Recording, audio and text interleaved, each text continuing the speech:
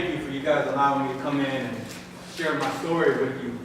And I hope that the words that I speak today touch some of you guys in a way that let you understand that I was once maybe in your position, or if you guys are going through something right now, maybe the words that I share with you, they can give you encouragement to make it through your current situation. So what I'm going to do first is I'm going to show a video of the program that I currently run. We started in Houston, Texas 10 years ago, and we just recently expanded to Iowa City in November. So I'll talk about the program as I go through my speech, but I want to let you guys see the video, and then we'll go from there. I want to be a fifth ward saint. I want to be a fifth ward saint. I want to be a fifth ward saint. I am a fifth ward saint. I'm a saint.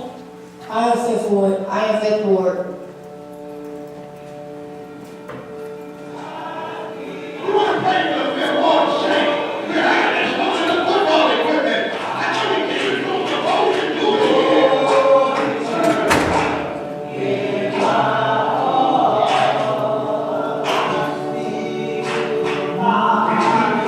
We started the Fifth Ward Saints. It was an idea to give these kids the tools to be successful and show them what's right from wrong. This is where it all started. This is where the Fifth Ward Saints emerged.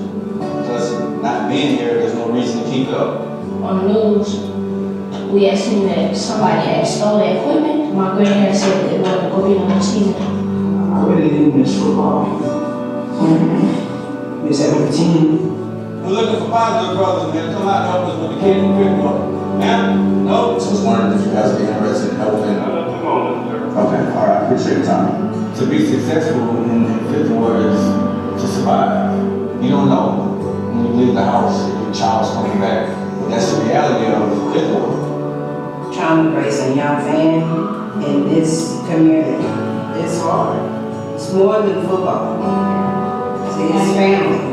I was bad, talking back to my own, getting bad grades. He just tell me like, stop acting bad, be good at school. After that, I ain't even trouble no more. There's a lot of different things that they can learn from the game of football that they can apply to their life. I'm not really in a position to help you, unfortunately.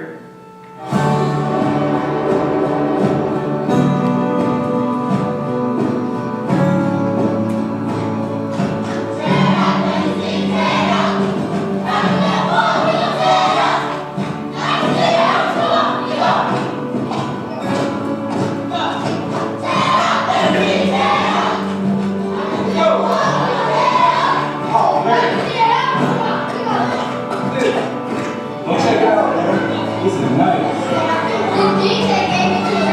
It sure did. Look at those helmets, man. Dear colors and taken, we at Dick's Sporting Goods believe that the kids are our nation's most precious resource. As coaches like you will realize how important sports are to kids. That's why we're happy to commit $100,000 for the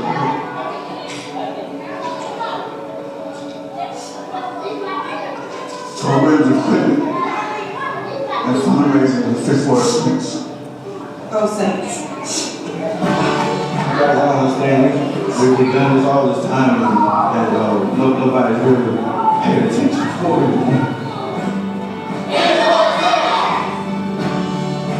Alright, y'all go ahead, get y'all game, make sure that game, make sure the team's with you. Alright, let's go. All right. There you guys have it. So, the Fifth Ward Saints is something that started out as just a football team.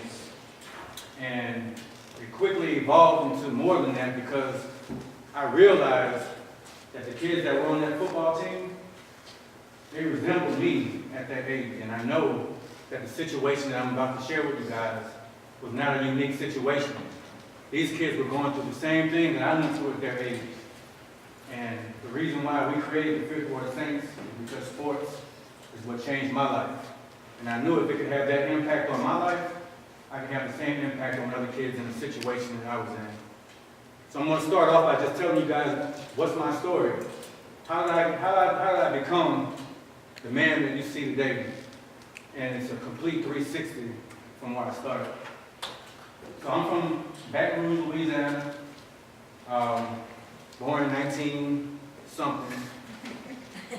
And I was born to two parents that many people would say probably shouldn't have been having kids at that age. My mom was 15, my dad was 19, and they were immature, they were kids, they were babies having babies. I know you guys hear it all the time.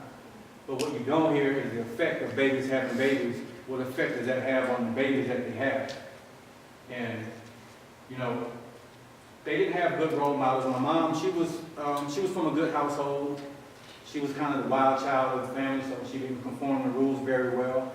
So she found herself getting in trouble a lot, and they weren't responsible parents. So one day, story has it. Well, let me back up. I need to tell you guys this part first. You guys are in high school, so you understand this. I was a product of an extramarital affair. And for you guys that don't understand that, my mom cheated on my dad. My mom cheated on my dad, and I was a product of that affair. It was myself, and I had two older brothers. And at that time, obviously my dad wasn't going to stick around to raise a child that wasn't his. So my dad left my mom, took my two older brothers, and I stayed with her. And one night, like I said, my mom was immature, had a lot of growing to do. I don't fault her for what she did, but like I said, there's effects that it has on kids that are involved in those situations. One night, my mom wanted to go out and have a good time, which I understand. She couldn't find a babysitter. And instead of her doing the responsible thing that a responsible parent would do, stay home, she decided to take me with her to the club and leave me locked in the back seat of the car while she went inside and had a good time. So, you know, I'm young, I'm a baby, I'm crying in the back seat, can't get out the door. Baton Rouge is a small city. Other people coming to the club heard me crying in the back seat. They went in, told my mom didn't come out and get me. She said, oh, it'll be all right, whatever. She left me there. So with Baton Rouge being so small, everybody knew everybody, so they knew who my dad was supposed to be. So they called him and told him that the son's in the back seat of this car crying. Jackie won't come outside and see about it. You need to come get him. So that night, the man that I know today as my dad came and got me out of that car, and that'd be the last time that I saw my mom for several years to come. So I know you guys are saying, man, that guy must be a great guy. His dad must be awesome. He rescued him out the back of that car, and he's must be a stand-up guy, which he was for doing that. But my dad, he didn't have a good role model either growing up. His dad was absent in his life. He was physically abusive, mentally abusive, and my dad, he had no idea how to be a father because he didn't have a good example of how to be a father.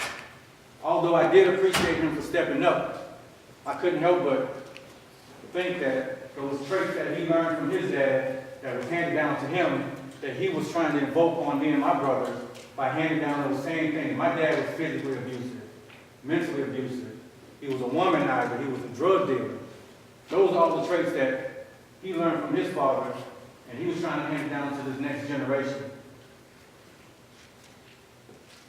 So my dad took us in, and he was struggling with his drug addiction. He married a woman, my stepmom, and the only thing they had in common is they both liked to do drugs.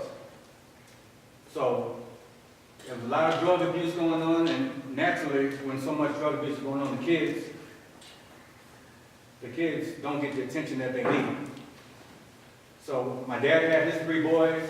He married a woman that had 2 kids, so now we have a combined family of 5.